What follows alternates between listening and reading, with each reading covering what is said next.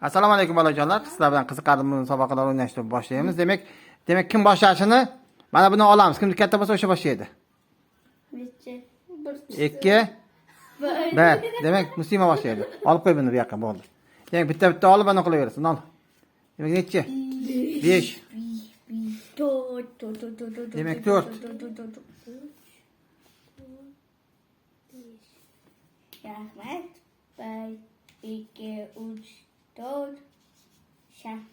Şavaça. 1 2. 2 1, 2. Al Muslima. 6 1.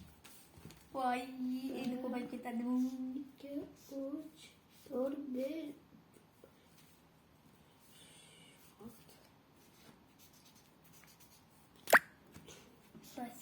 Al. 5 6. 1, 2, 3, 4, 5. Bungacha sen olaver. 1, 2 3, 4, 5, 6. Şavaça.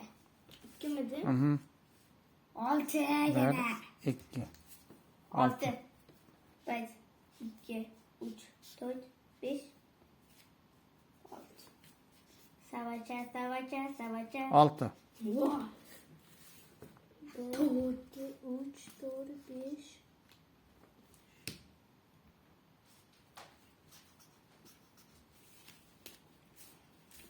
Bir, iki, 4 üç, dört. 1, 2, 3, 4. Demek sen ekçi. 1, 2, 3, 4, 5, 6, 7, 8, 9, 10. 1, 2, 3, 4, 5, 6, 7, 8, 9, 10, 11. Demek Servar YouTube'da. Al. Nima olasan? Demek bolajonlarga haydashamiz.